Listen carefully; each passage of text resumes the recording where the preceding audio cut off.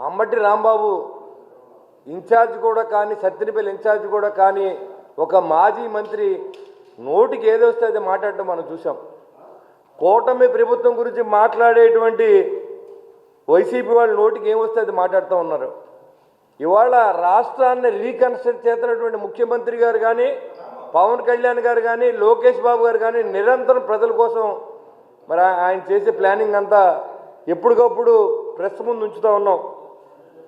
వైసీపీకి ఈ నాయకులకి దమ్ముంటే వర్క్ ఫ్రమ్ బంగ్లా కాదు, వర్క్ ఫ్రమ్ బెంగళూరు కాదు, మిమ్మల్ని ఏదైతే మీ కాన్స్టిట్యున్సీ ప్రజలు గెలిపించారో మీరందరూ వచ్చి కూడా అసెంబ్లీలో కూర్చొని మాట్లాడవచ్చు. అసెంబ్లీలో మీరెంతో మేము అంతే. ఎవరైతే ముఖ్యమంత్రి అవ్వాలంటే మెజార్టీ ఉంటుంది, అదేవిధంగా ఫ్లోర్ లీడర్ అవ్వాలంటే, ప్రతిపక్ష నాయకుడు అవ్వాలంటే కూడా రాజ్యాంగంలో ఏది రాసి ఉంటే దాన్ని చేయవలసిన అవసరం ఉంది. వైసీపీ అనేది ఒక పాకిస్తాన్ టీం లాంటిది, మరి కూటమి ప్రభుత్వం ఇండియా లాంటిది. దుబాయ్ పాకిస్తాన్ టీంకి ఎలాంటి సన్మానం జరిగిందో అసెంబ్లీకి వస్తే వైసీపీ కూడా అలాంటి సినిమా చూపిస్తామని కూడా తెలియజేస్తూ ఉన్నా. వైసీపీ చేతకాని ప్రభుత్వం, చేతకాని పరిపాలన వల్ల గత ఆంధ్ర రాష్ట్రం 10 సంవత్సరాలు వెనక్కి పోయిందని చెప్పి కూడా మీకు తెలియజేస్తూ ఉన్నా. ఎందుకంటే ఎవరైతే ఎస్సీ ఎస్టీలు కష్టపడి మిమ్మల్ని గెలిపించారో వాళ్ళందరి డబ్బులు కూడా ఎస్సీ ఎస్టీ సప్లైన్లో డబ్బులు కూడా కొట్టేసి వాళ్ళకు కూడా ఏమి ఇవ్వకుండా మరి ఆ డబ్బును కూడా మింగేసినటువంటి చేతగాని ముఖ్యమంత్రి, మాజీ ముఖ్యమంత్రి ఈ జగన్మోహన్ రెడ్డి కాదని అడుగుతూ ఉన్నా. నీ అవినీతికి అంత ఉందా? 2004లో నీ ఆస్తిపాస్తులు ఎంత? 2019లో తర్వాత నీ ఆస్తిపాస్తులు ఎంత? నువ్వు ప్రభుత్వంలో దుర్వినియోగం చేసిన డబ్బులు నీ సలహాదారులకు ఇచ్చిన జీతం 680 కోట్లు నిజం కాదా? 550 కోట్లతో ఒక సొంత భవనాన్ని నిర్మించుకుని నీ కుటుంబం విలాసవంతంగా బతకడానికి పేద ప్రజల కోసం ఖర్చు పెట్టవలసిన డబ్బును నువ్వు ఖర్చు పెట్టింది నిజం కాదని చెప్పి ముఖ్యమంత్రిని, మాజీ ముఖ్యమంత్రి జగన్మోహన్ రెడ్డిని నేను అడుగుతా ఉన్నా. మరి ఇంకా అంబటి రాంబాబు గారు చెప్తా ఉన్నారు, పుడతానే ఎంపీ పదవితో పుట్టాడు జగన్మోహన్ రెడ్డి అని చెప్పి. తండ్రి ముఖ్యమంత్రి కాకపోతే జగన్మోహన్ రెడ్డి ఎంపీ కాదు కదా, కనీసం కౌన్సిలర్ కూడా అవ్వలేడని కూడా నేను తెలియజేస్తా ఉన్నా. మా నాన్నగారు ముఖ్యమంత్రి అయి ఉంటే నేను ఈ పార్టీకి ముఖ్యమంత్రిని అవుతునేమో. ఎందుకంటే అన్యాక్రాంతమైన డబ్బు వచ్చి పడింది కాబట్టి మీ దగ్గరికి, ఆ డబ్బుతో పేద ప్రజలకు ఎరచూపి సంక్షేమం పేరుతో దోపిడీ చేసి మీకు బిస్కెట్లు వేసి కోట్లాది రూపాయలని మరి ఇవాళ దండుకున్న వ్యక్తి జగన్మోహన్ రెడ్డి. ఈ అంబటి రాంబాబు అనే ట్రాప్లో పెట్టి అందరినీ ఏదోటి మాట్లాడించాలని చెప్పి అతను గట్టిగా మాట్లాడితే నిజమైపోదు, అబద్ధం నిజమైపోదు.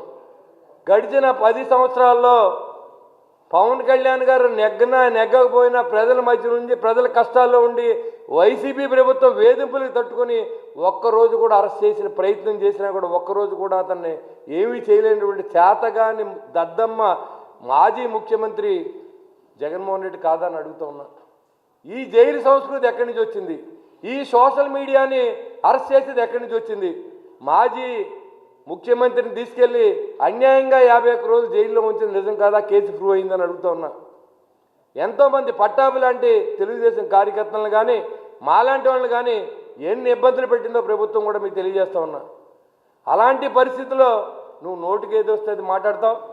నిన్న మాట్లాడుతున్నావు ఒకటి, పక్కన ఉన్నటువంటి బొలిశెట్టి శ్రీనివాస్ గారు కానీ, కొడతల రామకృష్ణ గారు కానీ ఏం మాట్లాడలేము. వీళ్ళిద్దరు నా పక్కన ఉన్నారు, ముగ్గురు ఒకసారి మాట్లాడలేము.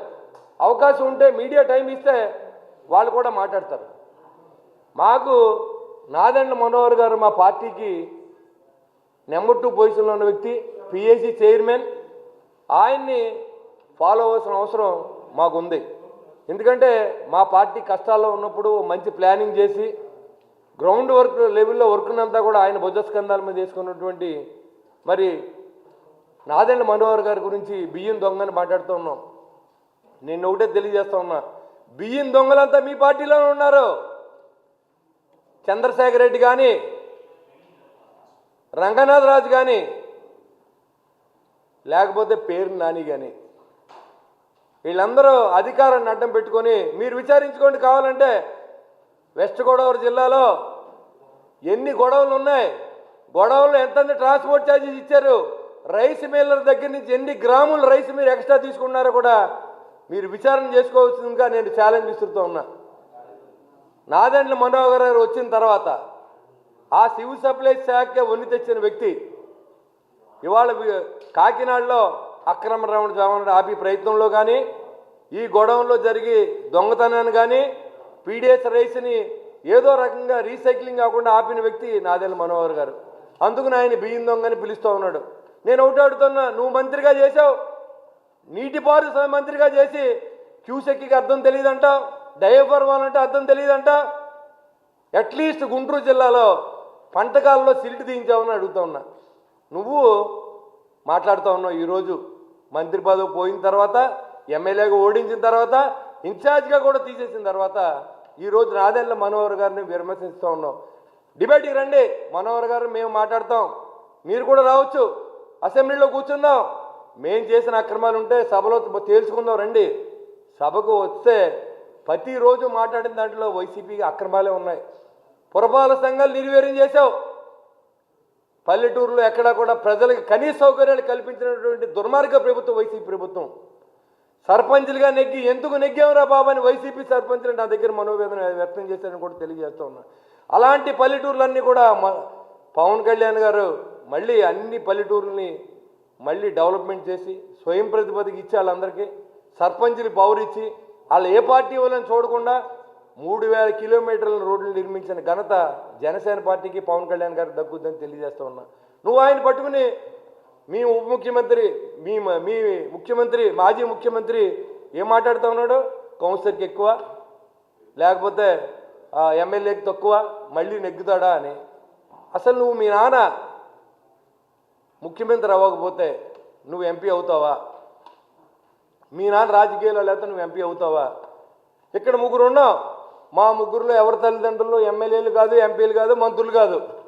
మేము ఎమ్మెల్యేలు అవడానికి ప్రజల్లో ఉండి, ప్రజల కష్టాల్లో ఉండి, ప్రజలకి కష్టం వచ్చినప్పుడు ఆదుకుంటూ మేము ఈరోజు ఎమ్మెల్యే స్థాయికి ఎదిగామని చెప్పడానికి గ్రేట్గా ఫీల్ అవుతాం మేము. ఎందుకంటే ఇవాళ గెలిచిన తర్వాత కూడా ప్రజల్లో ఉన్నాం, ప్రజల కోసమే పనిచేస్తూ ఉన్నాం, ప్రజలకి ఏం చెప్తే చేస్తూ ఉన్నాం. ఈ డబ్బు ఉందే లేదనకుండా అన్ని అభివృద్ధి పనులు మేము చేస్తూ ఉన్నాం. ఈరోజు మీకు ఏం వస్తే అది మాట్లాడితే ఇది మంచి పద్ధతి కాదు. మీరు కావాలంటే హౌస్కి రండి, హౌస్లో వచ్చి మాట్లాడవచ్చు.